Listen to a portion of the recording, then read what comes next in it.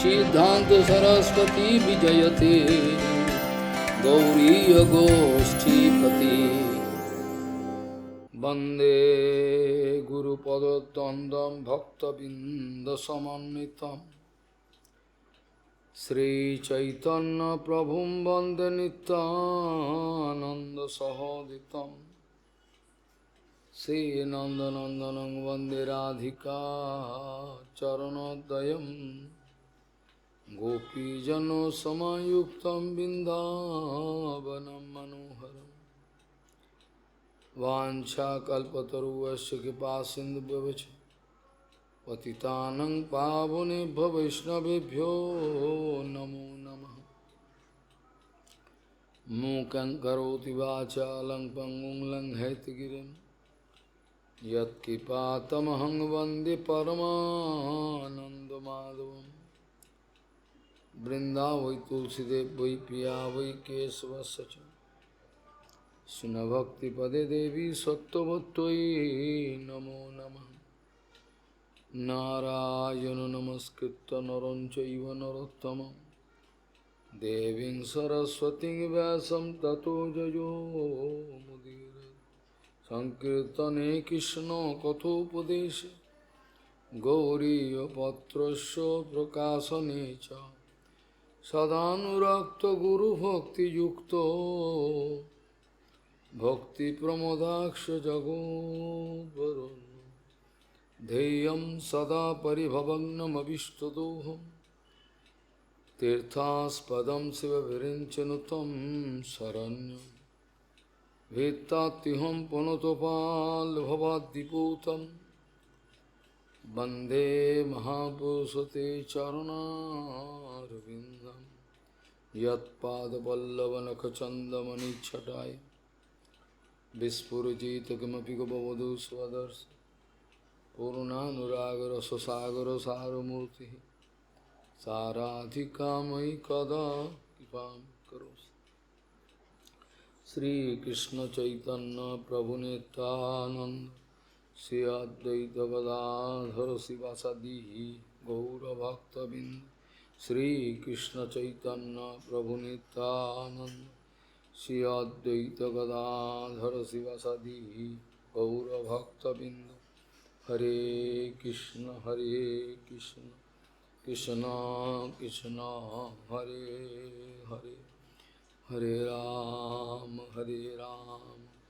राम राम हरे। आजानुलम्बितभुजौ कनकावदातो संकीर्तनैकपितरो कमलायताक्षो विश्वाम्बरो द्विजवरो युगधर्मपालो वन्दे जगत्प्रियकरो करुणावतारो। हरे कृष्ण कृष्ण कृष्ण हरे हरे हरे राम राम राम हरे। नमामि गंगे तव पादपङ्कजं सुरासुरैर्वन्दितो दिव्यरूपं भुक्तिं च मुक्तिं च ददासि नित्यं भावानुरूपेण सदा नरानं। गंगातरङ्गरमणीयजटाकलापं गौरी निरन्तरविभूषिः त्ववामभागं नारायणो प्रियमनङ्गमदापहारं वाराणसीपुरपति भजवीशनाथं। वागीशजुष्वदने लक्ष्मीर्यस्य च वक्षसि यस्यास्ति हृदयसंवित् त्वं नृसिंहमहं भजे। हरे कृष्ण कृष्ण कृष्ण हरे हरे हरे राम राम राम हरे। तस्यैव हेतु प्रजते तो कोविद न लभते यद्भ्रमतां पर्यद तल्लभते दुःखवत् अन्यतः सुखं कालेन सर्वत्र गभीररङ्गसा तस्यैव हेतुप्रजतेत कोविदो न लभते यद्भ्रमतां पर्यद तल्लभते दुःखवत् अन्यतः सुखं कालेन सर्वत्र गभीररङ्गसा। गौड़ीय गोष्ठीपति श्री शिल भक्ति सिद्धांत सरस्वती गोस्वामी प्रभुपाद परमहंस जगद्गुरु জানিয়েছেন, যাদের ভগবত চরণে নিরন্তর সেবাবৃত্তির উন্মেষ হয় নাই, তাদের সঙ্গ যতটাই প্রীতিপ্রদ হোক না কেন, সেই সব সঙ্গ যে কোনোভাবেই ত্যাগ করতেই হবে। গৌড়ীয় গোষ্ঠীপতি শ্রী শিল ভক্তি সিদ্ধান্ত সরস্বতী গোস্বামী প্রভুপাদ পরমহংস জগদ্গুরু জানিয়েছেন, যাদের ভগবত চরণে নিরন্তর সেবাবৃত্তির উন্মেষ হয় নাই, ভগবত চরণে বলতে ভক্ত ভাগবত, গ্রন্থ ভাগবত আদি সব কিছুর চরণে, ভগবত বিগ্রহের চরণে, ভগবত নামের চরণে যাদের কোনো মতেই নিরন্তর সেবাবৃত্তির এখন উন্মেষ হয় নাই, তাদের সঙ্গ আমার যতই প্রিয় মনে হোক, তাদের যতই আপনজন মনে হোক, তাদের সঙ্গ পরিত্যাগ করাই বিধেয়। সেই সঙ্গ পরিত্যাগ না করলে, পরম নিরপেক্ষ ভূমিকায় না গেলে কেউ কোনোদিন ভগবত প্রাপ্তি করতে পারে না। ভগবত প্রাপ্তি এভাবে হয় না। প্রভুপাদ বলছেন, নিজের পূর্বাশ্রমে যাকে ভাই বলা হয় তাকে পর্যন্ত ত্যাগ করে দিয়েছেন। উলইচণ্ডীর পুজো করো, যা চলে যা। যে ভক্তিবিনোদ ঠাকুরকে দেখতেই পারে না, যার দর্শনেই ভক্তিবিনোদ ঠাকুর নাই, তিনি নাকি ভক্তিবিনোদ ঠাকুরের সেবা করবে। আগে তো বস্তুর দর্শন হয়, তারপর সেবা হয়। গুরু সেবা করবে। আরে গুরু কাকে সেবা করবে? গুরু কাকে সেবা করবে? একটা রক্তমাংসের মানুষকে সেবা করবে? কি সেবা করবে যেখানে ধারণাই নেই কোনো? গুরুপাদ পদ্ম কী বস্তু, বৈষ্ণব কী বস্তু, কি সেবা করবে? আগে বস্তুর দর্শন হয়, পরিচয় হয়, তার মহিমা জ্ঞান হয়, মহিমা জ্ঞান থেকে শ্রদ্ধার উদয় হয়। শ্রদ্ধা শব্দে কহে সুদৃঢ় নিশ্চয়। এই সুদৃঢ় নিশ্চয় হওয়াটা অত সামান্য কথা নয়। সুদৃঢ় নিশ্চয় হওয়া ওটা সামান্য কথা নয়। প্রথম কথাই হলো, চৈতন্য চরিতামৃতে এক গুরুত্বপূর্ণ কথা পাই। সেখানে বলছেন, নিরপেক্ষ না হইলে ধর্ম না যায় রক্ষণে। নিরপেক্ষ না হইলে ধর্ম না যায় রক্ষণে। যেখানে নিরপেক্ষ না হলে সমাজ ধর্মেই থাকা মুশকিল। সমাজে যদি আমি নিরপেক্ষ না হই, এমনকি সংসারের ভেতর বড় ছেলের চোখে ছোট ছেলের ভেদভাব করছি, নিরপেক্ষ নাই, সেখানেই টিকবে না। গৃহধর্ম, যেটাকে সংসার ধর্ম বলে, সমাজ, কোনোটাই নিরপেক্ষ ভূমিকায় না গেলে কোনো রকমভাবেই হয় না। আর ভগবত রাজ্যের কথা তো সম্পূর্ণ অপ্রাকৃত, সেখানে তো নিরপেক্ষ ভাব অবশ্যই থাকতে হবে। নিরপেক্ষ না হইলে ধর্ম না যায় রক্ষণ। কোনো ধর্মই রক্ষা করা যায় না নিরপেক্ষ না হয়। আমি ভালো মন্দ খাবো, অপরকে দেবো না, এখানেও হবে না। সমস্ত সময় নিরপেক্ষ ভূমিকায় বিরাজমান হলে পরে তবেই কার্য সঠিকভাবে হয়। যেগুলো জোর জবরদস্তি করে ওটা তাৎকালিক লাভবান হয়, এটা হয় না। নিরপেক্ষ না হইলে ধর্ম না যায় রক্ষণে। শ্রী চৈতন্য চরিতামৃতের এই নিছক সত্য কথা নিজের জীবনে পালন করতে গিয়ে যদি আমাকে ভয়ঙ্কর বিপদের সম্মুখীন হতে হয়, ভয়ঙ্কর বিপদের সম্মুখীন হতে হয়, আমাকে বিভিন্ন আক্রমণের সম্মুখীন হতে হয়, তাহলেও আমাকে সেই সমস্ত সহ্য করে গৌরাঙ্গের প্রীতির জন্য সেগুলো প্রমাণ রাখতে হবে, যাতে জগতে প্রমাণ থাকে। ইনি নিরপেক্ষ ছিলেন বলে এনার বিরুদ্ধে সবাই চলে গেছিলেন, কেউই তাকে সাহায্য করেন নাই, বরঞ্চ মেরে ফেলার চেষ্টা করেছিলেন। তথাপি তিনি ভগবৎ চরণে সুদৃঢ় বিশ্বাস রেখে এগিয়ে চলেছেন, তার সুদৃঢ় বিশ্বাস আছে। তিনি জানেন যা কিছু ক্রিয়াকর্ম হয়, কেউ বাঁদরের মতো দাঁত খিঁচালে, সেটাও ভগবান নিশ্চয়ই করছেন, এই রূপে করাচ্ছেন আমাকে পরীক্ষা করবার জন্য। এতে ঘাবড়াবার কোনো কিছু থাকে না। যেখানে অদ্বয় জ্ঞান তত্ত্বে সম্পূর্ণ প্রতিষ্ঠিত হওয়া যায়, সেখানে দ্বিতীয় কোনো অভিনিবেশ আসবার কোনো সম্ভাবনা থাকে না। কোথা থেকে আসবে? যেখানে সর্ববস্তুতে ভগবৎ অনুভূতি হচ্ছে, সেখানে তো কোনো রকমভাবে হতে পারে না। সাধুগুরু বৈষ্ণবগণ তারা জাগতিক কোনো বিষয়ের মোহেতে প্রলোভিত হন না, তাদেরকে কেউ ভয় দেখাতে পারে না। ভগবান গীতাতে বলছেন, কাউকে ভয় দেখানো আবার নিজে ভয় পাওয়া দুটোই অন্যায়, দুটোই অন্যায়। তার মানে তোমার ভেজাল রয়েছে, তোমার ভেজাল রয়েছে।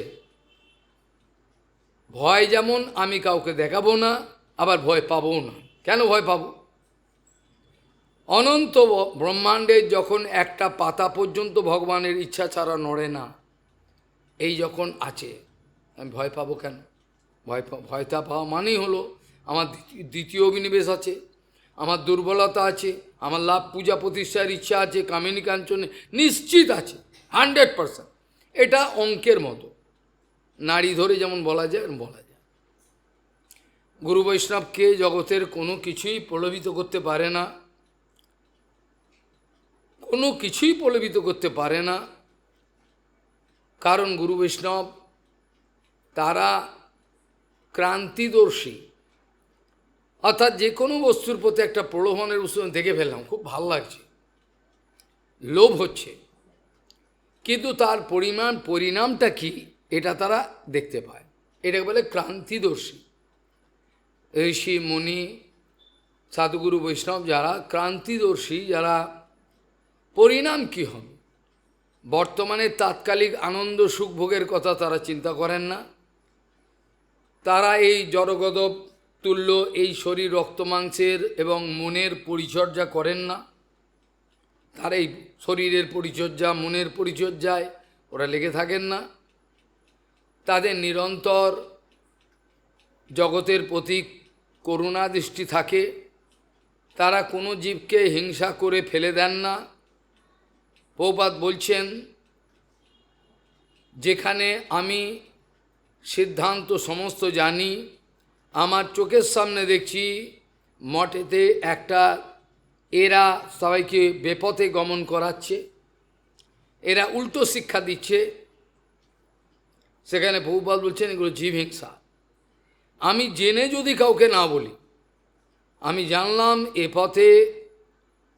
জানলাম এ পথে আমার সর্বনাশ হবেই হবে, এ পথে যাওয়াটা ভালো হয় না, এ পথে গেলে ভালো হয় না, এ পথে যেও না, কিন্তু এ পথেই যেতে ইচ্ছে করছে। এই জন্য বলছেন গুরু বৈষ্ণব ক্রান্তিদর্শী, তারা পরিণামদর্শী। এই যে আমাকে প্রলোভন দেখাচ্ছে, টাকা পয়সা ভাই বন্ধু সমস্ত কিছু, এর পরিণামে কি আছে? যতক্ষণ পর্যন্ত আমি গুরু বৈষ্ণব ভগবানে পরিপূর্ণ বিশ্বাস স্থাপন করতে না পারি, ততক্ষণ পর্যন্ত আমাকে ঠকে যেতে হয়। পরিপূর্ণরূপে যখন আমি আস্থা রাখতে না পারি, যখন বলি আমার মঙ্গল আমি বুঝে নেব, আপনার কি? আমার মঙ্গল আমি বুঝে নেব, আমি বড় হয়েছি, ঠিক আছে বড় হয়েছি খাও। ভগবান বলবে ঠিক আছে তোর মঙ্গল তুই বুঝে নে, তোর মঙ্গল তুই বুঝে নে, তোর মঙ্গল তুই বুঝে নে, ব্যাংকে টাকা রেখে এটা ওটাকে তুই জীবনটাকে সুখে করে নে, তোর মঙ্গল তুই কর, আমাকে আর কিছু বলবি না। আমি এইসব লোকের ধারধারি না। ভগবান বলছেন আমি এইসব লোক, যারা নিরন্তর আমার উপর ভরসা রাখে তাদের জন্য আমার কর্তব্য আছে। যারা ভরসাই রাখে না, তারা নিজের মঙ্গল নিজে করে নে, যা নিজের মঙ্গল করে নে। অনেক মঙ্গল করে নেবে। আর যারা ফুটি করি কোনো কিছু চেষ্টা করে না মানে ভক্তি ছাড়া অন্য কিছু করে না, অন্নাবিলাসের খিদমতগারি করে না, অন্নাবিলাসের যে আগুন জ্বলছে তাতে জ্বালানি সরবরাহ করে না, তাদের জন্য সবসময় ভগবান আছে। সবসময় ভগবান দেখছেন কি করা যায়। অনেকেই আমরা পায়রার মতো বকম বকম করতে পারি, যে কারণে মনুষ্য জন্ম হয়েছে জানলেন, মনুষ্য জন্ম হয়েছে ভগবত ভজনের জন্য, আবার আমার নিজেরই কিছু নেই কাজ করা, আমি লোককে ভাষণ দিচ্ছি, জানলেন ভগবত ভজন মানুষের, ভগবতের মানুষের জন্য, এই জন্য। আচ্ছা, নিজেই বোঝেন কি হবে, যেখানে নিজের অনুভব নাই সেখানে লাভ নেই কিছু। এই জন্য যে কোনোভাবেই অনুভব হওয়া দরকার। ভগবত ভজন মানুষ্য জীবনের কর্তব্য অনেকেই বলতে পারে, কিন্তু নিজের জীবনে আচরণে করা খুবই কঠিন। আমার দাঁড়ে ছোলাটা থাকুক, ওই দাঁড়ে যেন ছোলাটা না থাকে। আমার দাঁড়েতে, দাঁড় দুটো আছে তো, আমার দাঁড়ে ছোলাটা থাকুক, এটা গুরুবর্গ বলতেন। আমার দাঁড়ে ছোলা নীতি, আর আমারটা আমি বুঝে নেব, অবড়া আমার দরকার নেই, যা পারে করবে। এই নীতি সর্বথায় পরিত্যাজ্য, এগুলো ভালো নয়। যত উদার হৃদয় হওয়া যায়, জড়তা শূন্য হওয়া যায়, জটিলতা শূন্য হওয়া যায়, ততই গুরু বৈষ্ণবের কাছে আসা যায়। যে যত পরিমাণে গুরু বৈষ্ণবের কাছে আমি বড় হয়েছি বলে, তুই বড় হ, তাকে উপেক্ষা করেন। আমরা কোনোদিন গুরু বৈষ্ণবকে বড় হওয়ার চেষ্টা করিনি, কুকুর বেড়ালের মতো একটাও কথা উচ্চারণ করতাম মাথা নিচু করে, কিন্তু উনি কোথায় আমি কোথায়। গুরু বৈষ্ণবের কাছে বড় হওয়ার চেষ্টা করলে ওরা ধোকা দিয়ে দেন, যা ঠিক আছে বড় হয়ে নে নিজে। এইভাবে গুরু বৈষ্ণবের সামনে আমরা বোকা, মূর্খ, অজ্ঞ, ঠিক ভালো করে তাদের কৃপাটা, স্নেহটা কি করে পাব? তাদের স্নেহটা এটা হলো ভজনের চতুরতা, এটা হলো ভজনের চতুরতা।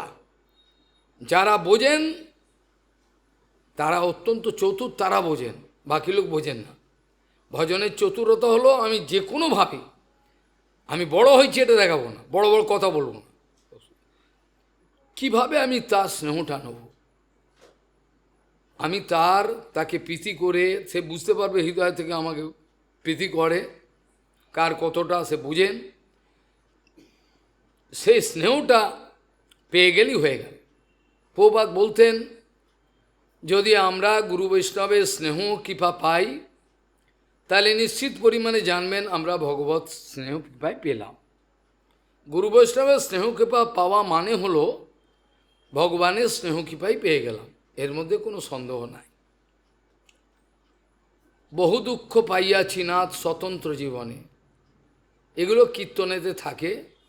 কীর্তন আমরা খুলি, পড়ি, আবার বন্ধ করে দিই বইটা। কীর্তনেই থাকুক, আমাদের জীবনে না আসুক। শাস্ত্রের সমস্ত কিছু কথা, যা আচার আদর্শ যেগুলো পালন করা উচিত, সব আমার জন্য। ছিল বামন গোস্বামী বলতে, ওগুলো তোদের জন্য নয়, ওগুলো সব আমাকে পালন করতে হবে। আমি না পালন করে গলা ধরবে আমাকেই পালন করবে। ওগুলো তোদের জন্য, তোরা যা পারি কর। এটা হচ্ছে শেষ কথা। গুরু বৈষ্ণব যখন আনুগত্যহীন দেখে পশুর মতো, আর ঠিক আছে, এই শাস্ত্রের কথাগুলো সব আমার জন্য, আমাকে পালন করতে হবে। বাকি কেউ করলো না করলো, আমি তো জোর করতে পারবো না, এটা হয় না, জোর করা যায় না। সেই জন্য এগুলো সব শাস্ত্রের কথা। শাস্ত্র মানে হলো শাসন, শাস্ত্র মানে হলো শাসন।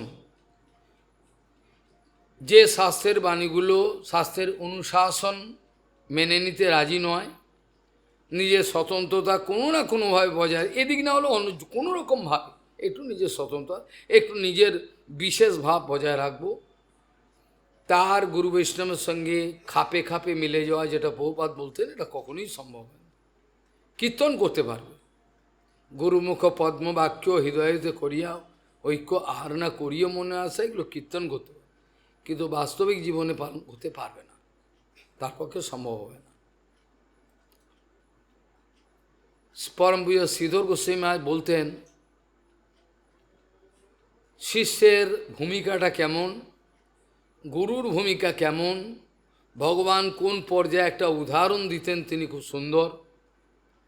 তিনি বলতেন, একটি সুন্দর জলাশয়েতে পদ্মফুল ফুটেছে, সুন্দর পদ্মফুল ফুটেছে, সূর্যের আলোতে, সূর্যের আলো যখন পরিস্ফুটিত হয় তখন পদ্ম নিজের সমগ্র রূপটা প্রকাশিত করেন। পদ্মবন্ধু সূর্যকে বলা হয়। আর জলের সাহায্যে থাকেন, সূর্য তাকে তাপ দিচ্ছেন, পদ্ম পরিস্ফুটিত হচ্ছেন। এগুলো হচ্ছে অপূর্ব একটা সুন্দর উদাহরণ। এর মধ্যে এত সুন্দর সামঞ্জস্য আছে, এটা ভাবনায় আনা যায় না। সূর্যকে শাস্ত্রে বলাই আছে চিৎসূর্য, ভগবান শ্রীকৃষ্ণকে চিৎসূর্য বলা হয়, একটা দার্শনিক বিচার। আর জলাশয়কে বলা হয় গুরু, যার গুরু বৈষ্ণবের আশ্রয়ে পদ্ম অর্থাৎ শিষ্য নিজের জীবনকে পরিপূর্ণরূপে বিকশিত করে ভগবানের চরণে গুরুদেব তখন তাকে দিতে পারবে। যারা বাস্তবিক সাধু, নিরপেক্ষ, তারা কোনো বাঁদরের সংখ্যা গোনেন না। কতগুলো বাঁদর আমার কাছে আছে, 1, 2, 3, 4 করে, আমার কাছে 1000 বাঁদর থাকে জানেন, 1000, 10,000 বাঁদর আছে আমার। তারা এই বিচার করেন না, তারা সংখ্যা গোনেন না, তারা গোনেন কার মধ্যে কতটা সেই অপ্রাকৃত জ্ঞান পরিস্ফুটিত হলো, কতটা সেবাবৃত্তি পরিস্ফুটিত হলো, গুরুচরণে তার কতটা ভালোবাসা হলো, নাকি সেই ভালোবাসা ঘুরে আবার অন্য জায়গায় চলে গেল। ভালোবাসা ভাগ হয়ে যায় তো, ভালোবাসা ভাগ হয়, ভাগ হয়ে চলে গেল অন্য জায়গায়, যার জন্য প্রথমেই ওটা শুরু করা হলো। যাদের ভগবত চরণে নিরবচ্ছিন্ন সেবাবৃত্তির উন্মেষ হয় নাই, তাদের সঙ্গ আমার যত ভালো লাগুক, তথাপি এই সঙ্গ ত্যাগ করতে হবে।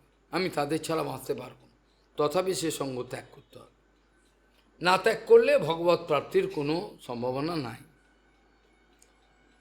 বিশুদ্ধ গুরু বৈষ্ণবগণ তারা নিরপেক্ষ, তারা কোনো সংখ্যা গোনেন না।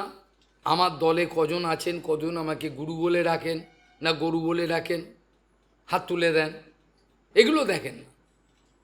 তারা দেখেন কার অন্তঃকরণে কতটা সেবাবৃত্তি উন্মেষ হয়েছে। তারা দিব্যচোখ উন্মিলন করে সবার হৃদয় দেখতে পারেন, ভগবানের ইচ্ছায় বুঝতে পারেন কে কতটা এগোচ্ছে, কে কতটা পেছোচ্ছে, কার কতটা ভালো লাগছে, কার কতটা বিষাক্ত লাগছে, এগুলো সব অনুভব করেন। তাদের কাছে ধোঁকা দেওয়া যায় না। যে কোনোভাবেই তারা সংখ্যা জ্ঞান করেন না, কত সংখ্যা, বরঞ্চ তারা দেখেন কটা জীবাত্মার ভেতরের যে সেবাবৃত্তি সেটাকে পরিপূর্ণ পদ্মের মতো পরিস্ফুটিত করে আমি ভগবানকে বলতে পারি, ভগবান এত চেষ্টা করে আমি 2টো ফুল পেয়েছি, আপনার চরণে আমি দিলাম, আপনি নিন। ভগবান তাতে সন্তুষ্ট হন। বর্তমান যে ব্যবস্থা সেটাতে এগুলোর কোনো মূল্য নাই, তারা এসবের ধার ধারেন না, তারা এসবের ধার। সম্প্রদায় সর্বনাশ হোক, মঠ মন্দির বাঁদরের কারখানা হোক, যা হোক, তাদের কিছু যায়, তাদের তো ভালোবাসা নেই। আমার ভালোবাসা যদি প্রভুপাদের সঙ্গে না থাকে তাহলে আমি ভীত হয়ে যাব, এরম লিখছি আমাকে মারলে আমি পারব না। প্রভুপাদের চরণে, গুরু বৈষ্ণব চরণে আমার কতটা ভালোবাসা আছে বা না আছে, এটা গল্প করার বিষয় নয়, এটা গল্প করে বলা যায় না। এগুলো স্বয়ং আচরণের মাধ্যমে সমস্ত প্রকাশিত হয়। আজকেই চৈতন্য চরিতামৃতে আলোচনা করছিলাম, কৃষ্ণদাস কবিরাজ বলছেন, আমি এই সব গোপন কথা আপনাদের কাউকে বলতে চাই না, আমার বলবার ইচ্ছা নেই। আমি যদি বলি তাহলে লোকে মনে করবে আমি অ্যাডভার্টাইজমেন্ট করছি, মানে ফলিত অর্থ বলছেন, উনি এটা বলেননি। না আমি করতে চাই না, বলতে চাই না, কিন্তু না বললে আমি কৃতজ্ঞতার খাতায় নাম লেখাবো। বলরামের যে করুণা, নিত্যানন্দের, এটা না বললেই নয়। কিন্তু আবার বলতেও ভয় লাগে, কে কীভাবে নেবে তার ঠিক নেই। এইভাবে বলছেন যে নিত্যানন্দ গুরু বলরামের কৃপায় আমি সমস্ত কিছু পেয়ে গেলাম, আমার অভাব বলে কিছু নেই। যেগুলো আমার পক্ষে কোনোদিনই প্রাপ্তির সম্ভাবনা ছিল না, সেগুলো কেবল তার অশেষ করুণাতে আমি সবই পেয়ে গেলাম। আকর গুরুতত্ত্ব নিত্যানন্দ বলরাম, কতটা ভালোবাসা তার চরণে থাকা উচিত, গৌরাঙ্গের থেকেও বেশি ভালোবাসা থাকা উচিত নিত্যানন্দের চরণে, এতই করুণাময়। আর সেই নিত্যানন্দ প্রভুই বিভিন্ন সদ্গুরুর রূপ ধারণ করে আমাদেরকে এই জগতে বাঁচাবার জন্য অন্বেষণ করছে। কোন জীবাত্মা চায়, বাঁচতে চায়, তাকে আমি উদ্ধার। প্রবাদ বলছেন, আমি জানি এই সব পরম সত্য কথা কেউই গ্রহণ করবে না, আমার জানা আছে। হয়তো আপনারা দেখবেন জগতের বেশিরভাগ লোকই 100 ভাগে 99 ভাগ লোক, যদি বেশি নাও হয়, তারা দেখবেন কেউই এই পরম সত্য কথাগুলো গ্রহণ করতে চাইছে না, তাদের রুচি নাই। তাই বলে আমরা পরম সত্য কথা আলোচনা করা বন্ধ করে দেবো, এটাও বুদ্ধিমানের কথা নয়, এই বিবেচনাটা ভালো নয়। জগতের বেশিরভাগ লোক আমাদের উপেক্ষা করছে, আমাদের শত্রু মনে করছে, কোনোরকমভাবেই আমাদের থেকে কোনো কিছু নেওয়া তো দূরে আমাদের শত্রু মনে করছে, এবং প্রমাণ করার চেষ্টা করছে সমাজে আমার শত্রু। এই অবস্থাতেও ধৈর্য ধারণ করতে হবে। পরম সত্যের দিকে যারা যান তাদের ধৈর্যের অভাব হয় না। যারা নাটক করেন পরম সত্যের দিকে যাও বলে, তাদের অভাব হয়। নিরপেক্ষ না হইলে ধর্ম না জয় রক্ষণে। প্রবাদ বলছেন, সমগ্র জগতের কোন জায়গায় কোন ব্যক্তি দুস্থ হয়ে কাঁদছেন, আমাকে বাঁচাও বলছেন। আমাদের সত্যের যে ঝুড়ি, সত্যের যে ঝুড়ি, পরম সত্যের যে ঝুড়ি, এই মাথায় নিয়ে আমাদেরকে ফেরি করতে হবে। কখন কোথায় কোনো লোক আতুরভাবে কাঁদছেন, আমি বাঁচতে পারছি না, আমাকে কে বাঁচাবেন, এই জগতে কেউ আছেন? সেই জন্য আমাদের চেষ্টা করতে হবে, আমাদের অধৈর্য হলে হবে না। অধৈর্য হওয়া হচ্ছে সাধুর লক্ষণ নয়। অধৈর্য যারা হন, বিভিন্ন বিষয়ে ওঠা বসা খাওয়া চলা শোয়া, অধৈর্য যারা হন তাদের জন্য হরিভজন নয়, তাদের জন্য হরিভজন নয়। ধৈর্যটাই হলো প্রেম লাভে ধৈর্য ধন। ওই অপ্রাকৃত সম্পত্তি, জগতের সম্পত্তি তো ওরা অনায়াসে লাভ করতে পারে, এরকম করে চুটকি অনায়াসে লাভ করতে পারে। ওগুলো দিয়ে কি করবে? যেসব প্রেম সম্পত্তি লাভ, শঙ্কর ব্রহ্মা সবাই কাঁদছেন, বিলাপ করছেন, সেই সব সম্পত্তি অনায়াসে নিত্যানন্দ গৌরাঙ্গ মহাপ্রভু দেওয়ার চেষ্টা করেছে। আমরা কতটা কৃতজ্ঞ, অকৃতজ্ঞ, কতটা অকৃতজ্ঞ যে সেগুলো কোনো কিছুই মনে রাখছি না। তারা কি করেছিলেন, কি করতে চেয়েছিলেন, কোনো কিছুই মনে রাখ। একটা ভাবনার বিষয়, যিনি পরম নিরপেক্ষ ভূমিকায় দাঁড়িয়ে এইসব কথা বলছেন, জগতের মার খাচ্ছেন, গালাগাল খাচ্ছেন, অপমান অপদস্থ, তবু বলছেন। আমাদের সামান্যতম বিচারও নাই যে কতটা নিরপেক্ষ তিনি, কতটা উদাসীন তিনি, নিজের প্রতিষ্ঠা লাভ যেটা অনায়াসে তিনি, জগতের সমগ্র প্রতিষ্ঠা তিনি নিজের নামে আনতে পারেন, সেসব কৌশল তার জানা আছে। এগুলো যে তিনি নেন না, কতটা তিনি নিরপেক্ষ, কতটা তিনি স্বার্থত্যাগ করলেন, এটা বোঝবার মতো ব্যক্তিও বর্তমান জগতে নাই। এটা খালি বুঝবে, কিছু না করলো, খালি অনুভব করলো সত্যি কতটা তিনি নিরপেক্ষ, কতটা তিনি উদাসীন এইসব বিষয়ে, যিনি অনায়াসে এগুলো পেতে পারতেন, কতটা তার স্বার্থত্যাগ, এটা কেউ বুঝল না। এই দুঃখ নিয়ে তারা নিজের আফসোস করেন মাঝে মাঝে।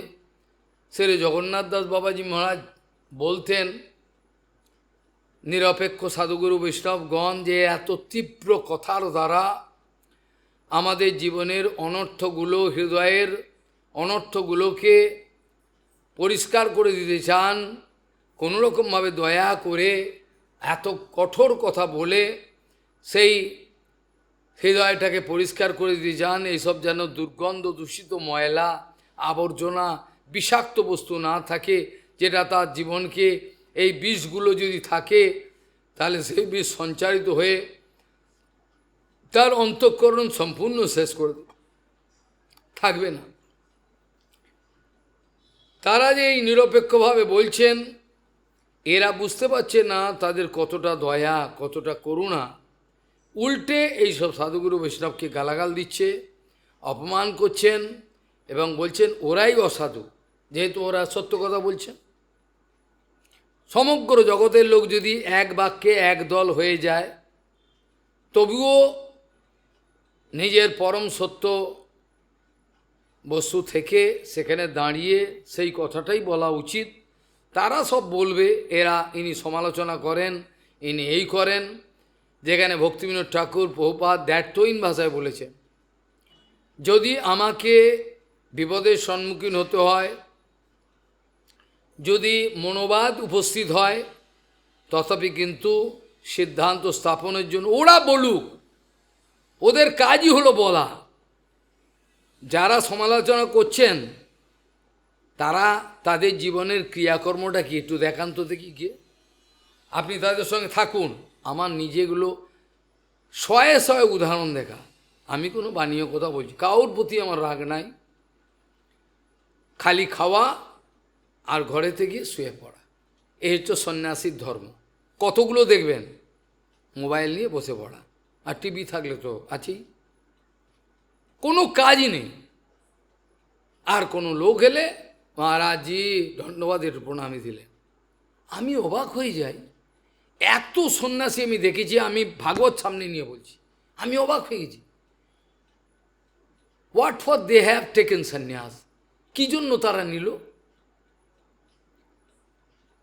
আমার কোনো স্থান নেই, আমাকে গ্রন্থের কাজের জন্য কোনো মঠের সাহায্য নিতে হতো, তার জন্য আমি কৃতজ্ঞ।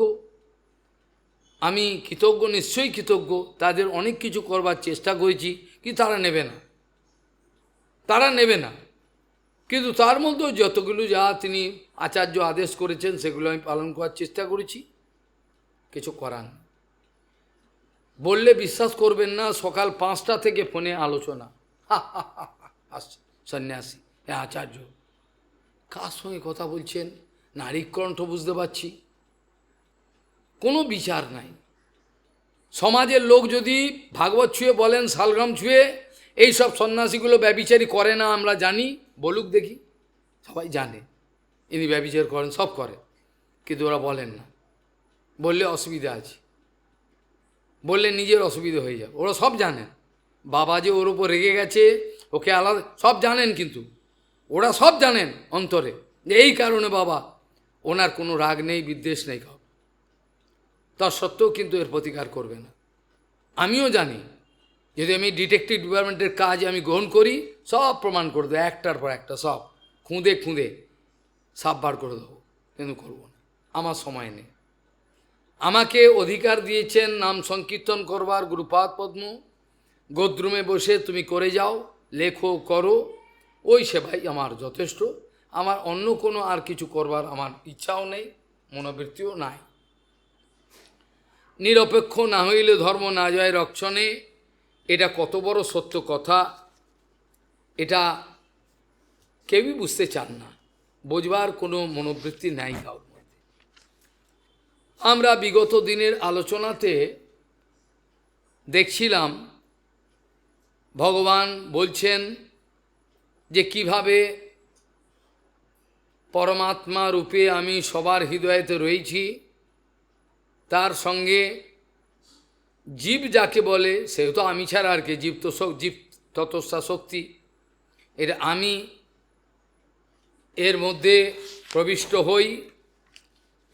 হয়ে আমি এই শরীরের ভেতরে যে মূলাধার চক্র থেকে আরম্ভ করে মূলাধার, স্বাধিষ্ঠান, মণিপুর, অনাহত বিশুদ্ধ চক্র, আজ্ঞা চক্র, এই পর্যন্ত আমি নিজেকে প্রসারিত করে রাখি ইচ্ছা করে। ভগবানের পক্ষে সবই সম্ভব। তিনি এই 6 চক্রতে নিজেকে প্রকাশ করে রাখেন। আর কিভাবে গোপন রূপে পুরো জগৎ চক্রকে চালাচ্ছেন, দেহের ক্রিয়াকর্মকে চালাচ্ছেন, সেগুলো কালকেও আমরা আলোচনা করেছিলাম, বলেছিলাম। যেমন বিভিন্ন বীজ বিভিন্ন ক্ষেত্রে পতিত হলে জল বা হাওয়া এগুলো সব যদি পরিচর্যার সুযোগ পায়, তাহলে সেই বীজ থেকে অঙ্কুরোদ্গম হতে পারে। এই অঙ্কুরোদ্গম হওয়ার পরে সেই বৃক্ষটাকে চেনা যায়, এটা আমের বৃক্ষ ছিল, এটা কাঁঠালের বৃক্ষ ছিল, এটা নারকেলের বৃক্ষ ছিল, এগুলো বটের বৃক্ষ ছিল, বটবৃক্ষ। এগুলো বৃক্ষের যে বিভিন্ন পরিচয়গুলো এগুলো পরে পাওয়া যায়। যখন সূক্ষ্ম রূপে বিরাজমান থাকে, গুপ্ত রূপে, তখন বোঝা যায় না, জমিতে পড়ে। ঠিক সেরকম ভগবান বলছেন, এই যে অনন্ত সব জীবরাশি আছে, তাদের নিজেদের পূর্ব কর্মফল অনুযায়ী যে সংস্কার তারা লাভ করেছে, সেই সংস্কার অনুযায়ী সে সূক্ষ্ম জীব যখন প্রকৃতির গর্ভে সঞ্চারিত হয়, যেটা ভগবান গীতাতে বলছেন, মায়াধ্যক্ষেন প্রকৃতি সুয়াতি চরাচলম। আরও যদি আরও ক্লোজ ডিস্টেন্সে আমরা দেখি, মাতৃগর্ভে যখন সঞ্চারিত হয় কোনো জীব, তারপর জাইগোট ফর্মেশন হয়, তারপর ধীরে ধীরে ফিটাস আস্তে আস্তে পরিপূর্ণ হয়ে তারপর সন্তান প্রসব হয়। তারপরে তার যে পূর্বের সংস্কার অনুযায়ী যে ক্ষেত্রে সে পতিত হলো, সেই ক্ষেত্রে সে এবার আস্তে আস্তে বড় হবে, ধীরে ধীরে পতিত হয়ে। কিন্তু সে কোন বৃক্ষ হবে, সূক্ষ্ম জীব ভগবান বলছেন দেখাই যায় না। ভগবান গীতাতে বলছেন, যত সূক্ষ্ম বস্তু আছে, সেই সূক্ষ্ম সমস্ত বস্তুর মধ্যে আমাকে দেব যেন আমি জীবাত্মা। যত জগতে সূক্ষ্ম বস্তু আছে, সেই সূক্ষ্ম বস্তুর মধ্যে সবচেয়ে সূক্ষ্ম বস্তু হলো আমি। এত সূক্ষ্ম। মধ্যখানে ব্যক্ত হয়, পূর্বে অব্যক্ত, মধ্যখানে ব্যক্ত, তারপর আবার অব্যক্ত। তথাপি আমি আমার সমস্ত নিয়ে আমরা জীবনযাপন করছি। বাস্তবিক তত্ত্ববিদ কেউ হতে পারে না, তত্ত্ববাদী হতে পারে। তত্ত্ববাদী হওয়া সুবিধে, ব্যা করে বলে যাব তত্ত্ববাদী। তত্ত্ববিদ হওয়া খুব কঠিন। তত্ত্ববিদ মানে তিনি যেগুলো তত্ত্ব বলবেন, সমস্ত নিজের জীবনে হাড়ে হাড়ে অনুভব করে তারপর তিনি বলেন। তত্ত্ববাদী আর তত্ত্ববিদের মধ্যে এই পার্থক্য ভগবান একটু পরেই বলবেন। তাহলে এই যে অয়ম হি জীব স্ত্রীবিদ অব্জয় নিরব্যক্ত এক বয়সা স আদ্য বিশ্লিষ্ট শক্তির বহুদেব ভাতি বিজানি যোনিম প্রতিপদ্য যদ্বৎ। তারপরে আমরা আলোচনা করেছিলাম, ভগবান বলছেন এই জীবরূপে আমি 6 এতে। তারপর শব্দ বেদ কি করে প্রকাশিত হয় সেগুলো সমস্ত বলেছিলাম আলোচনা করে। প্রথমে গুপ্ত রেখে থাকেন, তারপর এটা হচ্ছে পড়া, কেউ জানতে পারেন না, গুপ্ত রূপে থাকেন। অশান্তি ভূমিকায় এসে একটু পরিস্ফুটিত হন, মণিময়, যেটাকে বলছেন মণিপুর চক্রের মধ্যে এসে, মণিপুর এখানে এসে একটু ভেদ হয়নি বললেই হয়। পরে মধ্যমার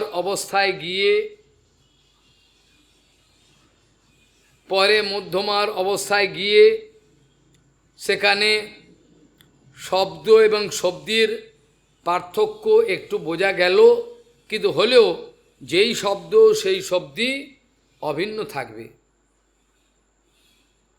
যেই শব্দ সেই শব্দই ভিন্ন হলো, অনুভব হলো, কিন্তু শব্দ আর শব্দই, শব্দ বললেই শব্দে গিয়ে টাচ করবে। আর বৈখরী ভূমিকায় শব্দ আর বস্তু ছিটকে গেল। এর মধ্যে অনেকে প্রশ্ন করেছেন যে আমরা তো এক একটা বস্তুকে এক একটা নামে জানি।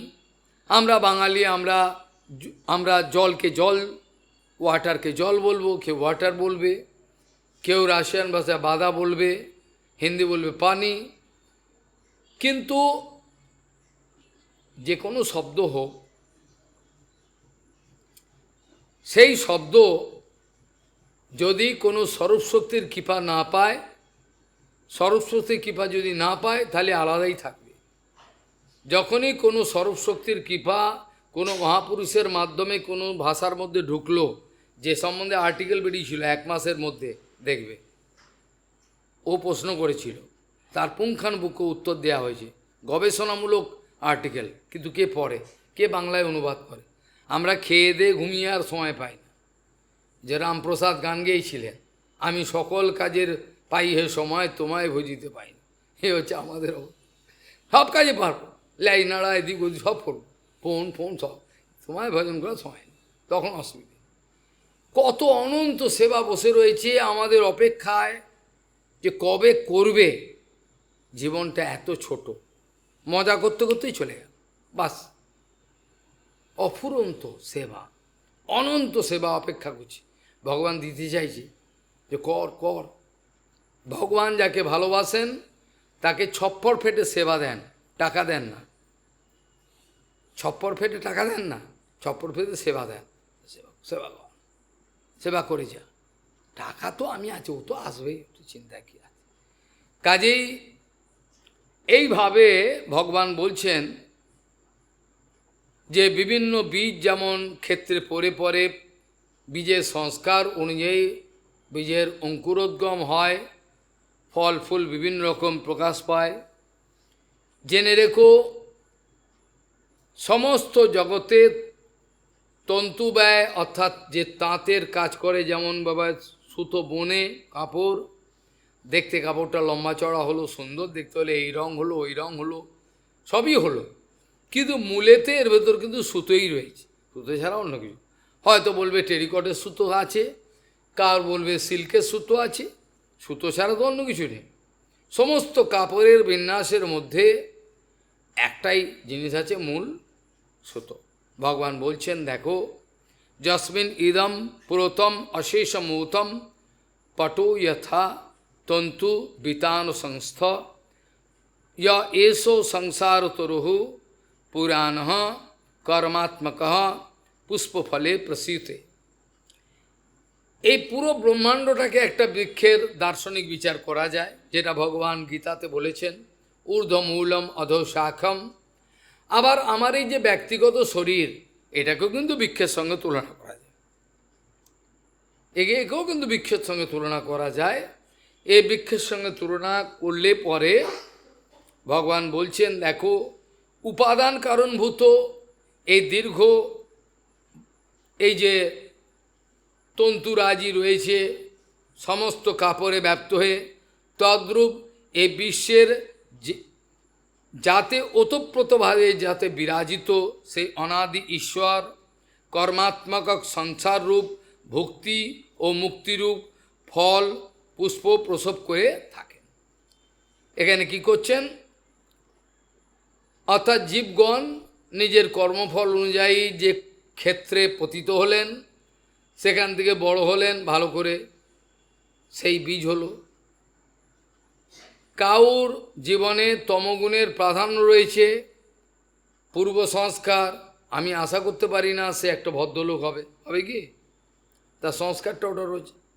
যেমন বৃক্ষ তেমন ফল হবে, আম গাছে ডাব হয় না, ঠিক সেরকম ধীরে ধীরে নিজের সংস্কারের প্রকাশ পাবে। সেটা প্রকাশ কিসের মাধ্যমে পায়, আমার রুচি, আমার যা কিছু রুচি আছে, আমার যা ভোগ বাসনা আছে লুকিয়ে, কিসে কীভাবে প্রকাশ পাবে? কিভাবে? বলে ইন্দ্রিয়র মাধ্যমে। আর কিভাবে? ইন্দ্রিয়র মাধ্যমেই তো প্রকাশ পাবে। যদি লোভ থাকে খাওয়া, জিহ্বা লক লক করবে খাওয়া। যদি অন্য কিছু ইচ্ছা থাকে সেইভাবে। অর্থাৎ আমার যে আত্মা, যেটা একেবারে বিশুদ্ধ অবস্থায় থাকবার কথা, বাস্তবিক স্বরূপে বিশুদ্ধই বটে, স্বরূপে তো বিশুদ্ধই বটে, কিন্তু এখন যে মায়ার প্রকোপে পড়ে আমার এই যে অবস্থাটা, এতে যে অবস্থায় আমি রয়েছি, জীবাত্মা তো বুঝতে পারছে না যে এটা ভূতের মতো হচ্ছে, এটা কিছু না, এটা তো বুঝতে পারছে না। এটা তো ব্যাসদেব গোস্বামীর ওটা দিয়ে প্রথম স্কন্ধেতে বলেছিলাম না, মায়ার প্রভাবে সে বিভিন্ন ভূতের মতো কার্য করছে। যে ইন্দ্রিয়গ্রামগুলো প্রাপ্ত হলো, সেটা যে সংস্কারটা আত্মার আছে, সেই ইন্দ্রিয়গণের মাধ্যমে তো প্রকাশ পাবে। কি করে প্রকাশ পাবে? যার যে সংস্কারটা ভেতরে আছে সেটা প্রকাশ পায় কি? ইন্দ্রিয়র মাধ্যমে। কানের মাধ্যমে প্রকাশ পাবে, চোখের মাধ্যমে প্রকাশ পাবে, জিহ্বার মাধ্যমে, উদর পোস্তের মাধ্যমে প্রকাশ পাবে। এই গাছ ছিল, এই ফল হয়েছে। ডাব গাছে আম হয় না, আম গাছে ডাব হয় না। এইভাবে অনাদি কর্মফল এগুলো দিয়ে সব কিছু, এই সংসার তরুরূপ, এই তরুর, এটাকে বৃহৎভাবে ব্যাপকভাবে চিন্তা করলে পুরো বিশ্ব সংসারটাই একটা বলা যায় ঊর্ধ্বমূল্য মতো শাক। আবার এক একটা ব্যক্তিগত শরীরকেও কিন্তু বলা যায় ওই বীজ, ও থেকে উঠছে, ভগবানের পরে বলবেন। এবার ভক্তি মুক্তি আশা আকাঙ্ক্ষা যেগুলো সুখ দুঃখ ফল দিচ্ছে, যেটা উপনিষদ বলছে দুটো পক্ষী একই গাছের ডালে বসে রয়েছে, সেই একটা পক্ষী কোনো নিরন্ন কোনো কিছু ফল খান না, আর একটা পক্ষী যেটা জীবাত্মা, এটা ভালো মন্দ সুখ দুঃখের ফল খান, তাই তার এই জন্ম জন্ম এবারে ঘুরতে হয়। এবার ভগবান দার্শনিক ব্যাখ্যায় বলছেন, দে অশ্ববীজে শতমূল স্ত্রীনাল পঞ্চস্কন্ধ পঞ্চরস প্রসূতি দশৈক শাখো দ্বি সুপর্ণ ক্রীড়ো স্ত্রী বলকলো দ্বি ফলো অর্কম প্রবিষ্ট। কি বলছেন? অদন্তি চৈকম ফলমস্ব গৃধ্বা গ্রামে চরা একম অরণ্যবাস হংসা য একম বহুরূপম মিজ্জৈর মায়াময়ম বেদো সবেদো বেদম। অর্থাৎ বলতে চাইছেন, এই অনাদি প্রবৃত্তির স্বভাব, এই বৃক্ষের পাপ আর পুণ্য দুটো হচ্ছে বীজ।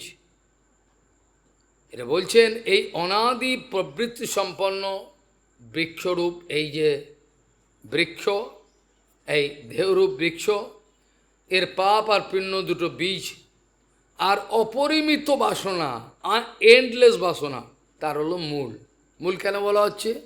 কেন এই মূলটা না থাকলে তো আমার জন্মের কারণ হতো না। আমার যে জন্মটা হলো এটা তো আমার কর্মবাসনার জন্য হয়েছে। যেখানে বাসনাই নাই সেখানে আর জন্ম কী করে হবে? ওখানে তো আটকে গেল। অনাদি কর্মফলে পরিভবার নবজলে তরিবারে নাতি। তাই তো আশাপাশ শত শত ক্লেশ দেয় অবিরত, প্রবৃত্তি উর্মির তাহে খেলা। এইভাবে অনাদি কর্মফল, যদিও অনাদি কর্মফলকে সমস্ত শাস্ত্রে অনাদি বলা হয়েছে, তার মানে এই নয় কর্মের অন্ত আমি করতে, ওরকে ঘুচিয়ে দিতে পারবো না, তোমার বদমাইশি আমি ঘুচিয়ে দেবো। কর্ম এই যে অনাদিকাল ধরে রয়েছে, তার যে কানটা মুলে দিয়ে তাকে ঘুঁচে দেয়া দা মুখটা, এটা কেউ জানে না। এটাকে হতে দেয় কর্ম অনাদি হতে পারে, তার বলে কি আরও অনাদিকাল ধরে চলবে নাকি? আমি বন্ধ করে দেবো, আমার কাছে সুযোগ আছে, সুযোগ আছে তো সুযোগটা নিয়ে বন্ধ করে দেবো। কর্মকে যদি যেতে দিই তাহলে তো আমার সেই মূলটা রয়ে গেল, জন্মকর্মে চলবে। জন্মকর্মের মালা তো আমি বন্ধ করতে পারবে না। যে বস্তুগুলোর প্রতি আমার লোভ আসছে, মনে মনে পাপ করছি, করতে ইচ্ছে করছে, আবার চিন্তা করছি না হরিকথা তো শুনি এগুলো উচিত নয়, বিভিন্ন দোদুল্যমান অবস্থা। বদ্ধজীবের কাছে গুরু বৈষ্ণবের একটাই উপদেশ যে তোরা তোদের মনকে বিশ্বাস করিস না। এই কথাটা কেউ মানে না। কি হয়েছে আর কি হয়েছে তুই কি বুঝবি? কি হয়েছে তুই কি বুঝবি? কি হয়েছে কি হতে পারে না। ঋষিমুনিরা পর্যন্ত নিজের মনকে বিশ্বাস করে না। ঋষিমুনিরা বুঝবে মন যখন পর্যন্ত বেইমানি করবে, মনকে বিশ্বাস করতে নাই, ঋষিমুনিরা বিশ্বাস করে না, যখন তখন বেইমানি করে দেবে। এই ভালো আছে মন। ওই জন্য কিসে মন্দ কিসে ভালো এটা যেমনভাবে ওদের বলেন সেভাবে চলাটাই ভালো। আমি যদি আমার নিজস্ব না রেখে আমার মস্তকটা বিক্রি করে দিই গুরুদেবের কাছে, তার তো আর আত্মবিপদ নেই। আমি তো আর মাথাটাকে বিক্রি করে দিয়েছি, আর এখন আমার মাথায় যে ভাবনা চিন্তা যা সব গুরুদেব বুঝবেন। যতক্ষণ আমি আমার মাথাটাকে গুরুদেবের চরণে না বিক্রি করলাম ততক্ষণ আমারটা আমি বুঝবো। আমার ভাবনা আসতে পারে, চিন্তা আসতে পারে, অনেক কিছু আসতে পারে, কিন্তু যে মাথাটা আমি গুরুদেবকে দিয়ে দিই, যে মনটাকে আমি গুরুচরণে দিয়ে আচ্ছা ওটা তো আমার নয়। এখন তো আমি আমার মনটাকে আমার বুদ্ধিটাকে গুরুচরণে দিয়ে দিয়েছি, বিক্রি করে দিয়েছি, এখন তো আর আমার নয়। এখন বিপদ কী করে হবে? এখন তো আমাকে একটা যন্ত্র তৈরি করে গুরুদেব কাজ করবেন, তাই কি না? এটাই তো দার্শনিক বিচার। এখন গুরুদেব আমার প্রতি ভর করবেন, করে এবার নিজের কাজ নিজে করবেন, এটাই তো দার্শনিক বিচার। বাস্তবিক এটি তো চিন্তা। আমি তো করতে পারি না, যেহেতু আমি আমার মন আমার বুদ্ধি সব কিছু গুরুচরণে বিক্রি করে দিই। আমার খারাপ চিন্তা আসতে পারে না, কি করে আসবে? তো দিয়ে দিয়েছি গুরুদেব। এবার আমার চিন্তা চেতনা যা কিছু ক্রিয়াকর্ম গুরুদেবের দ্বারা নিয়ন্ত্রিত হবে। তিনি আমার মধ্যে হৃদয়ে বসবেন, সিদ্ধান্ত কথাবার্তা এমনকি একটু সামান্য পরিবর্তন পর্যন্ত করতে পারবো না। এবং মনে মনে জাগ্রত হবে গুরুদেব এইটাই বলছেন, এটা তার ইচ্ছা মতো হবে না। কাজেই বলছেন এই যে অপরিমিত বাসনাটা রয়েছে, এই বাসনাটাকেই বলা হচ্ছে মূল। মূল কেন বলল? ওইটি তো মূল কারণ, জন্মের কারণটা ওইটা তো মূল। অপরিমিত বাসনা, অফুরন্ত বাসনা, মানে এমন নয় যে তোর কি বাসনা আছে একটা বাসনা পুরো, এরকম নয়। অনাদি বাসনা, বাসনা চলছে সব অনন্তকাল ধরে। কি দুর্গতি! যারা জ্ঞান চক্ষু উন্মিলন করে দেখেন জীবাত্মার গতিগুলো তারা বোঝেন। যাদের জ্ঞান চক্ষু উন্মিলন হয়েছে তোকে দেখেন কি হচ্ছে এগুলো, জগতে কি চলছে এগুলো, এ কি ছেলে খেলা চলছে, এগুলোকে ভজন? এ তো ভজন নয়। চোখের দ্বারা ভজন, কানের দ্বারা ভজন, সব দ্বারা ইন্দ্রিয় দ্বারা ভজন চলছে। ভান্ডারা, মায়াদেবী ভান্ডারা দিয়েছে। ভজন দুটো উচ্চারণে একই মনে হলো, বিস্তর পার্থক্য, অনন্তের পার্থক্য। এগুলো কোনোদিন ভগবান বলছেন অনাদি প্রবৃত্তি স্বভাব, এই বৃক্ষের পাপ পুণ্যরূপ দুটো বীজ। আর মূল কোথা? অপরিমিত বাসনা, অফুরন্ত এই যে বাসনা, এটা হচ্ছে মূল। আর সত্য আদি এই যে তিনটে, সতরজতম তিনটে, এই বৃক্ষের প্রধান কাণ্ড বেরো, মূল বৃক্ষ কাণ্ড বেরোলো মোটামুটি কাণ্ড। আর ক্ষিতি অপ তেজ মরুদ্বম, এইগুলো হলো পাঁচটা স্কন্ধ এটা। আর শব্দ স্পর্শ রূপ রস, এই পাঁচটি হলো রস। শব্দ আদি এগুলো সব শব্দ স্পর্শ রূপ রস গন্ধ, এগুলোই হচ্ছে এই রস জীবাত্মা পাচ্ছে বলে তার বেঁচে থাকতে খুব ইচ্ছে। বেঁচে থাকার ইচ্ছে কেন কবি বলছেন মরিতে চাই না আমি সুন্দর ভুবনে? আরে বাবা, তুমি মরতে চাও না, মরতে তোমায় হবেই, ঘাটে তোমায় যেতেই হবে। বলছে মরিতে চাই না আমি এই সুন্দর ভুবনে। কেন বলতে পারো? কারণ তার রস পাচ্ছে। তিনি এখনও রস পাচ্ছেন, মরে যাওয়ার আগেই রস পাচ্ছেন। এই জন্য রস না পেলে বলবে না, এই কথা বলতে পারে না। এই কথা বলবে রস না পেলে? শব্দ স্পর্শ রূপ রস গন্ধের এখনো চাগিয়ে উঠছে তার ভেতরে, মরে যাচ্ছে কিন্তু এখনো রস ছাড়েনি। এই জন্য বলছেন মরিতে চাই না আমি। কিন্তু একটা বৈষ্ণব তার জগতের যা কিছু শব্দ স্পর্শ রূপ রস তেতো হয়ে যায়, তেতো হয়ে যায়, তেতো হয়ে যায়। যেটা রূপ গোস্বামীপাদ বলছেন যে যতক্ষণ যখন থেকে আমার শ্রীকৃষ্ণের চরণে আমার মন নতুন নতুন রসেতে রন্তুম আশিত হয়েছিল, নব নব নতুন আনন্দ পাচ্ছি, একটা বন্যা, তখন থেকে আমার এই জড়জগতের যা কিছু আনন্দ এগুলো ঘৃণা বোধ হয়েছে। যদবধি মম মনো কৃষ্ণ পদার বৃন্দে নব নব রসধ্যাম রন্তুম আশিত তদবধি বত নারী সঙ্গমে স্মর্জমানে সুষ্ঠ নিশ্চিবনঞ্চ মুখ বিকার ভবতী খা থু। রূপ গোস্বামীপাদ বলছি, যতক্ষণ সেই অপ্রাকৃত আনন্দ না পাবে ততক্ষণ সে কিচ্ছু লাভ হবে। যতই বাহাদুরি করো, অপ্রাকৃত জগতের আনন্দ যখন স্পর্শ করবে তখন নিজের ভুলটা ভ্রান্তি বিলাস হবে। এ আমি কি করেছি, আমার জীবনের বেশিরভাগ অংশ সব নষ্ট হয়ে, বার্ধক্যে এখন পঞ্চরোগে হতো, কেমন ভজিব বল। এগুলো সব প্রত্যক্ষ অনুভবের মধ্যে আসে, অনুভবের বিষয়। ভগবান বলছেন দেখো এই সমস্ত দেখছো পাঁচটা রস, এই রস যেমন বৃক্ষ যেমন মাটির তলা থেকে রস জল আহরণ করে, এই জীবাত্মা এই যে দেহরূপ বৃক্ষে রয়েছে, এও বিভিন্ন রস চায়, বিভিন্ন রস শব্দ স্পর্শ রূপ সব থাকবে একসঙ্গে, এগুলো চায়। এগুলো তার পক্ষে রস। চোখের রস হলো কুৎসিত দৃশ্য, কানের রস হলো নতুন নতুন সব বিভিন্ন শুনবো, আরও জল্পনা কল্পনা করব, এগুলো ভালো হবে। জীবের দ্বারা আস্বাদন করব, উদর উপোস থেকে দেদার ভোগ চালিয়ে যাব, ইন্টারন্যাশনাল ভোগ চালিয়ে যাব, এর কোনো বিরাম নাই।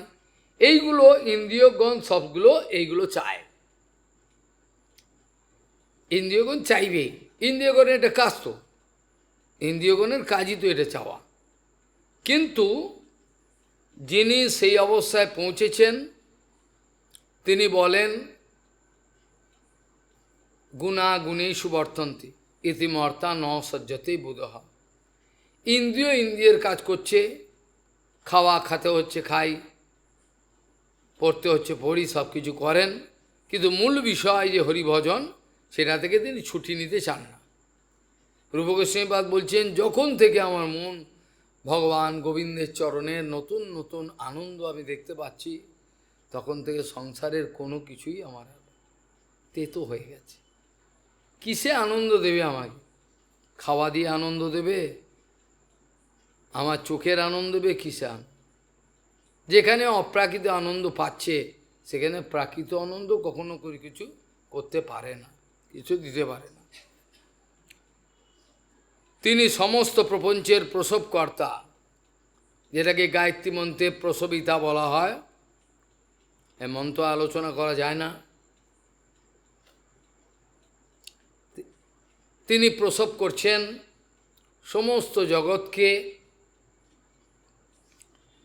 এবার প্রপঞ্চে এই সমস্ত প্রপঞ্চের প্রসবকর্তা, আর একাদশ ইন্দ্রিয় তার শাখা, শাখা প্রশাখা, জীবাত্মা পরমাত্মা সেই বৃক্ষের মধ্যে বসে থাকা দুটো পক্ষী, যার একটা পক্ষী বলা হলো তিনি বৃক্ষের পাপ ভালো মন্দ ফল আহার করেন, সুখ দুঃখ, আর আরেকজন সন্ন্যাসী বিমল আনন্দে বিভোর রয়েছেন, তিনি কোনো কিছুই ভোগ করেন, তিনি হচ্ছেন পরমাত্মা, তিনি পরমাত্মা।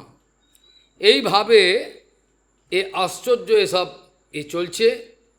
আর কপ পিত্তবাত এইগুলো সব বলকল, যেমন গাছের বয়স অনুযায়ী ছাল ছাড়ে, দেখেছ, বলকল, আর সুখ দুঃখরূপ দুটো ফল, আর এই সূর্যমণ্ডল পর্যন্ত বিস্তৃত হয়ে রয়েছে অসার, অসার সংসার খলু দুঃখস্বরূপী বিমোকঃ সুতঃ কস্য ধনম কস্য স্নেহবান জলতি অনীশম ন চ ইন্দ্রস্য সুখম কিঞ্চিন্ন সুখম চক্রবর্তীন সুখম অস্তি বিরক্তস্য মনের একান্ত জীবন।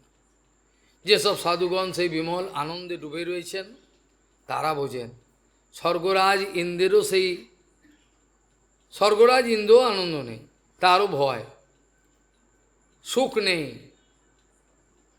স্বর্গরাজ ইন্দ্রেরও সুখ নেই, এই আছে, এই ভয়েতে পালাচ্ছেন, এই আক্রমণ করলো স্বর্গরাজ, আমার গদি নিয়ে নিল, সবসময় ভয়, কাতুর আতুর রয়েছে।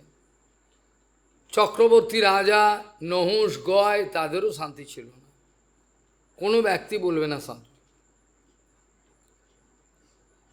খালি একান্ত যিনি পরম নিরপেক্ষ ভগবত ভজনে নিয়োজিত রয়েছেন, কতটা নিরপেক্ষ, যাকে সবচেয়ে ভালোবাসেন তাকে সবচেয়ে বেশি শাসন করবেন, বকবেন, কতটা নিরপেক্ষ তিনি।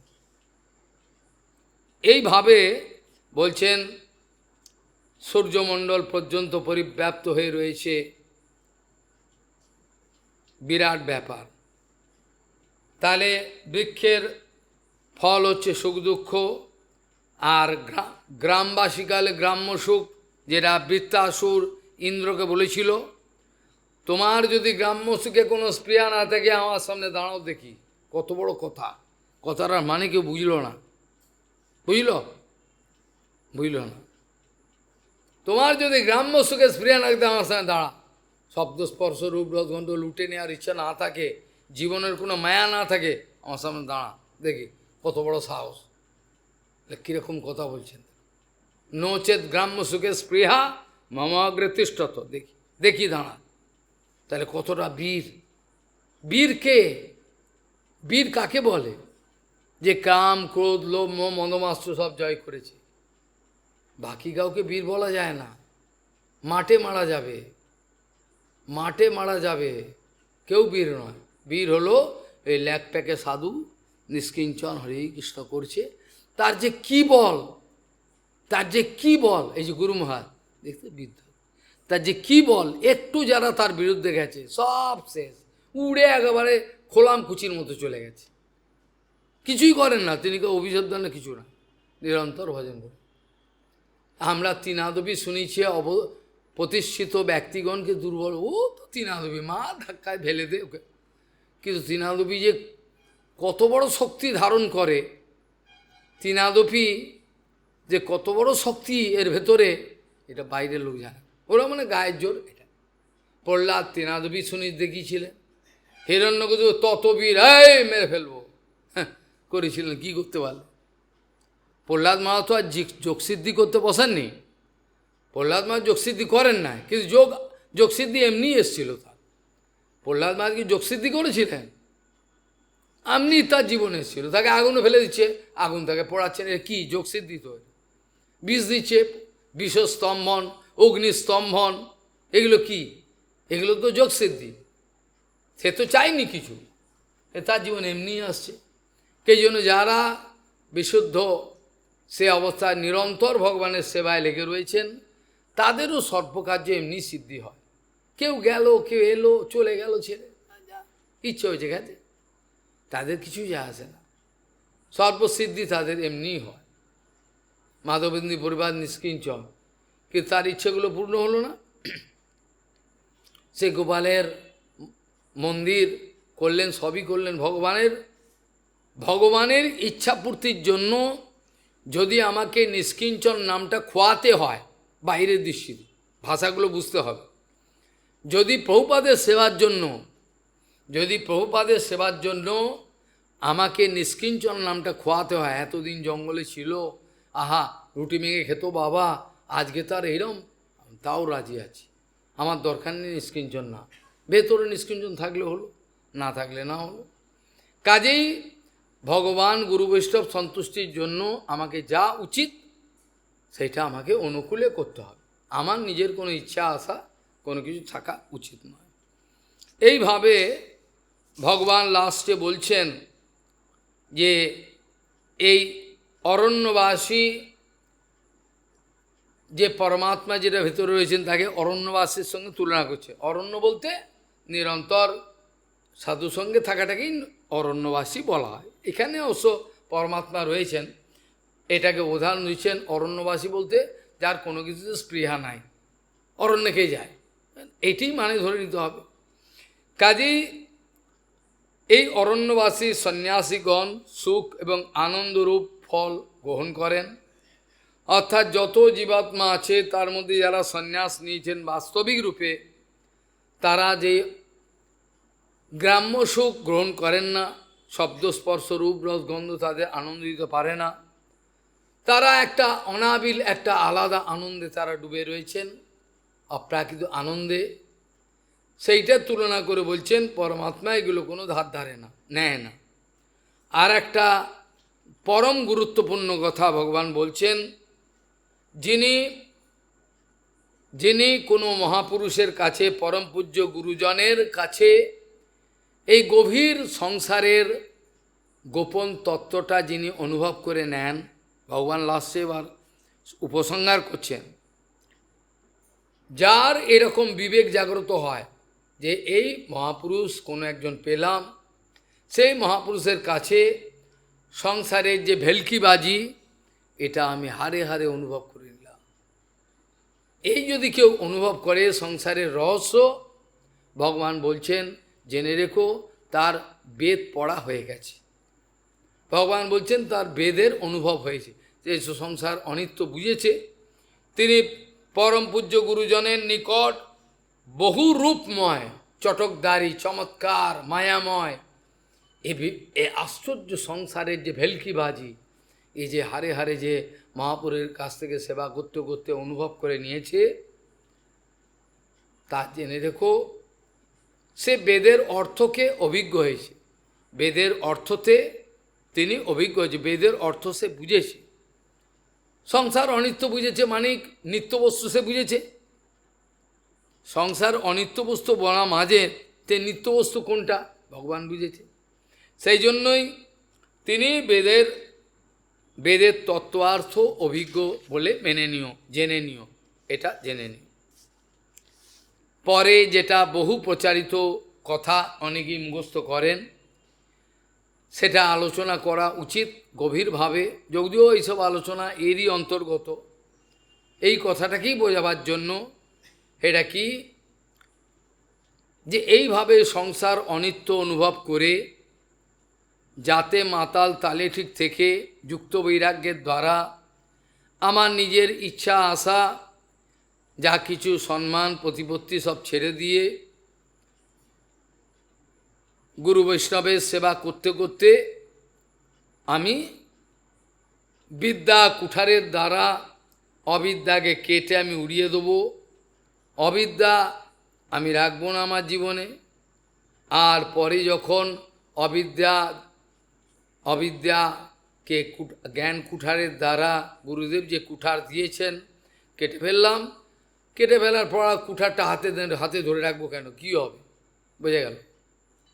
কুঠার আমাকে দিলেন, আমি কেটে ফেললাম, কেটে ফেলে গাছ কাটা হয়ে গেল, আর আমার কুঠার কী হবে? হাতে ধরে রাখলে বিপদ। অর্থাৎ আমি জ্ঞানী, আমি জ্ঞানী, আমি জ্ঞানী, এসব জপ করতে থাকবে। কাজেই কুঠার ফেললাম, আমি এখন ভক্ত, আমার জ্ঞানী হওয়ার দরকার নেই।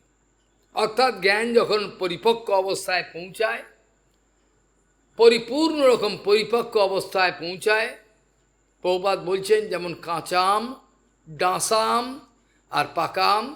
কাঁচা আম ওটাও আমি না, ওটাও আমি না, আম নয়, কিন্তু আম যখন পেকে যায় খেতে খুব সুস্বাদু হয়, পাকা আম লাল হয়ে গেল, এটা সেরকম দুটোই জ্ঞান, ভক্তিটাও কিন্তু জ্ঞান।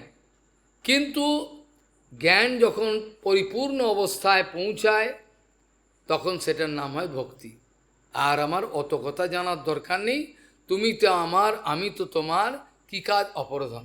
এইটা হলো ভক্তির চরম অবস্থা, যেটা বংশীদাস বাবাজি মহারাজের ছিল, সেটা গৌরকিশোর দাস বাবাজি মহারাজ ছিল, জগন্নাথ দাস বাবাজি মহারাজ, ভগবান দাস, আমার আর তো জানার দরকার নেই, অত ফরম ফরম করে করবোটা কি, লেকচার দিয়ে লাভটা কি?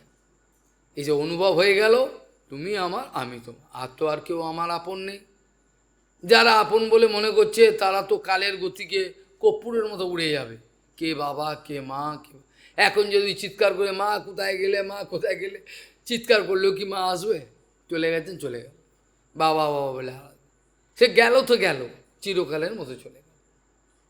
ওই জন্য বুদ্ধিমান ব্যক্তি প্রচুর পরিমাণে গভীর এই ছেলে খেলা করতে নেয়। আমরা আমাদের জীবনে গল্প করে খেলে খেলা করি, ছাগলের মতো কাটাই, কিন্তু যখনই ভাবনা কোথায় থাক, গভীরভাবে চিন্তায় চলে যেতে হয় যে কি সত্যি এই কথাগুলো যে আলোচনা করলাম, এগুলোর মধ্যে কি গভীর রহস্য। আমার জীবন তো আমি নষ্ট করে ফেললাম, কার সঙ্গে চালাকি করব? চালাকি তো আমি নিজের সঙ্গে করছি, নিজের সর্বনাশ ডেকে আনছি, লাভটা কিছু হবে না। এইভাবে ভগবান শেষেতে এই কথা বলছেন, এবং গুরুপসনৈক ভক্ত্যা বিদ্যা কুঠরেণ সিতেন ধীর বিভৃশ্য জীবা স্বয়ময়ম অপ্রমত্ত সংপদ্য চাত্মনম অথো তেজস্তম। হে ধীর উদ্ধব, শেষ কথাটা জেনে রাখো, তুমি অপ্রমত্ত। অপ্রমত্ত মানে, অপ্রমত্ত কাকে বলে? যে সাধুর জীবনে মায়া কোনো কিছু স্পর্শ পর্যন্ত করতে পারে না, তাকে বলে অপ্রমত্ত। অপ্রমত্ত মানে যেমন আমাদের বর্ডারেতে মিলিটারি পাহারা দিচ্ছে, ওরা সব সময় নজর রেখেছে রাডারে কোথাও কি ছুটছে কিনা, অপ্রমত্ত। একটু যদি ঝিম এসে গেল ব্যাস, ওইখানে একটা মারল মিসাইল, ভারতকে উড়িয়ে দেবে। তো কতগুলো নিউক্লিয়ার মিসাইল পাকিস্তানের মেরেছে, আমি খবর পাই, সব খবর বলে লোকে। কি করে মারলো? ওই সাবধান রয়েছে, লোক উঠে মেরে দিচ্ছে। এইভাবে অপ্রমত্ত কথার মানে হলো, যিনি অপ্রমত্ত কথার মানে হলো যিনি সর্বদাই সাবধান, ম্যাচ পত্র করতে পারেন না। এবং গুরুপসনৈক ভক্ত্যা বিদ্যা কুঠরেণ স্থিতেন ধীর বিভৃষ্ট জীবা স্বয়ময়ম অপ্রমত্ত সম্পদ্য চ আত্মনম অথো ত্যাজ্যস্তম। এর কথার বিস্তৃত ব্যাখ্যা হওয়া দরকার। ত্যাজ্য অস্তম বললেন কেন? ঠিক আছে, গুরুদেবের থেকে কুঠার নিয়েছিলাম, গাছটা কাটলাম, কুঠারটা ফেলে দাও বলছেন কেন? না ফেলে দিলে বিপদ আছে, কচকচানি হবে জ্ঞানের, এটা বুঝবে না। অত্যেন্দ্রিয় প্রহরী, তারা সবসময় মায়া কোন দিক দিয়ে ফোন দিয়ে আটছে, সদ্য গুরু সব বোঝেন কোন দিক দিয়ে ফোন দিয়ে আছে, ও সবসময় সাবধান। এ কোনো গেট দেবেন না, ছেঁদা দেবেন না। যা বহুলা লক্ষিন্দরের, হ্যাঁ, ফণি মনসা ওই সাবধান করেছেন, বলে বেড়া ফুটো রাখ, ফুটো না রাখলে তোকে মেরে ফেলবো আমি। ফুটো রাখতে বাধ্য হলো কারিগর, মানে ঢুকে গেল, ঢুকে গিয়ে লক্ষিন্দরকে মেরে দিল সাপে। একটা ফুটো রাখতেই হবে, ওইকে যে কোনো ফুটো করবে না, আরে অক্সিজেন যাবে গতিকে, ফুটো রাখলো ব্যাস, এখান দিয়ে ঢুকে গেল। কাজে এইটি হলো মানে, মানে কোনো রকমভাবে কোনো গ্যাপিং দেবে না। জানি কিছু হয়নি, কিন্তু কোনো রকম ছাঁড়া দিতে পারবো না, বলা যায় না, ওই দিয়ে ঢুকে পড়লো। মায়া বিভিন্ন রকম ফোন দিয়ে আটছি চারিদিকে, কোন দিক দিয়ে ঢুকবে কোন ঠিক, কাজে অত্যন্তীয় প্রহরী কেউ না ঢুকতে পারে, এই সাবধান থাকা। বাস্তবিক যারা সাধক, বাস্তবিক সাধক সিনসিয়ার, তারা এরকম। যারা হেলাফেলায় কাটিয়ে দিল তাদের, যারা প্রচণ্ড সাবধান, বহুপাদের কাছে এসছি, বাবা বহুপাদের কাছে এসছি, আর কোনো চিন্তা নেই, তিনি নিশ্চয়ই পার করবেন, বহুপাদ ফেলে দেবেন না। আর গুরুবর্গ যারা আছেন বহুপাদের অনুগত, তারা কেউই আমাকে ফেলবেন না, এটা বিশ্বাস রাখতে হয়। কেন বলছেন এবং, কথাটার মানে হলো এবং, এবং মানে যে পদ্ধতিতে তোমাকে অনেক গভীর রহস্যগুলো বললাম, এগুলো বিবেচনা করার পর এবার বুঝে নিয়ে তত্ত্ব অভিজ্ঞ হয়ে গুরুকে উপাসনা করো। উপ আসনা, উপ প্লাস আসনা, উপাসনা। উপাসনা মানে আমরা বলি ফুল চন্দনকে ছুড়ে দিলেই হয়ে যায়, এটা ফুল চন্দন, উপাসনা এটা নয়। আমরা ভাবি কিছু ফুলচন্দন দু করে ছড়ে দিলে হয়ে গেল, বাতিটা জ্বালিয়ে এরকম করে দিলে হয়ে গেল, এইটা আমরা ভাবি। কিন্তু হৃদয়ের বাতি যে জ্বালাতে হবে সেটা জ্ঞান নেই, এটা অন্ধকার। সেটা জ্ঞান নেই যে হৃদয়ের বাতিটা জ্বালা আগে, তারপর তো ভালো হবে। দামোদর দেখবে হৃদয়ের বাতি বন্ধ হয়ে রয়েছে, বাইরে বাতি জ্বালাচ্ছে, কি আর বলবে। এইভাবে উপাসনা মানে হলো আমি গুরু বৈষ্ণবের কাছ থেকে কখনোই মুখ ঘুরিয়ে চলে যাব না, বোঝা গেল? উপাসনা কথা মানে কি, আমি কোনো রকমভাবে যে কোনো পরিস্থিতিতে আমি ল্যাজ গুটিয়ে পালাবো না, আমি সামনে থাকব। এইভাবে এবং গুরুপাসনৈক ভক্ত্যা, ভক্তা মানে ভক্তির দ্বারা, ভক্তির দ্বারা, কে কি কিসের দ্বারা, কোথায় তো কোথায় কখন, এসব কারকের বিভক্তি। এবং গুরুপাসনিক ভক্ত্যা, ভক্তির দ্বারা গুরুদেব যে বিদ্যার কুঠার দিয়েছেন, অপ্রাকৃত জ্ঞান, বিদ্যা কুঠারে ন শীতে ন, বড়া ধারালো, প্রচণ্ড ধারালো। ধীর, যে ধীর অপ্রমত্ত, তিনি কেটে ফেলবেন সেই আশা আকাঙ্ক্ষার যে মূল, কেটে উড়িয়ে দেবেন। যা, আর গাছ কোত্থেকে উঠবি তুই, তোর মূলই উঠে ফেলে দিলাম আমি, তোর মূলটাই ফেলে দিলাম, আর তুই কোত্থেকে উঠবি, তো উঠতে দেবই না তোকে। এবার গেল বিবৃষ্ট জীবা স্বয়ং, হ্যাঁ স্বয়ং, বিবৃষ্ট জীবা স্বয়ং অপ্রমত্ত। অপ্রমত্ত মানে এই যে সাবধান থাকা। তারপরে কাজ যখন সম্পাদন হয়ে গেল, অর্থাৎ অজ্ঞান চলে গেল, মায়া চিরকালের মতো বাই বাই করে চলে গেল, এবার তখন কি করবে, তখন তোমার আত্ম উপলব্ধি হয়ে গেল। এবার তোমার হাতে যে জ্ঞানের কুঠারটা দিয়েছে, ওটা থাকলে তুমি লাই নাড়বে, ফেলে দাও, তোমার অভিমান আসবে, লাভ হবে না, ওটা ফেলে দাও। ওটা কালকে আলোচনা করা হবে, আজকে এই পর্যন্ত চর্চার বিশ্রাম দেওয়া হোক, কেন আপনাদের অনেক দূরে যেতে হবে।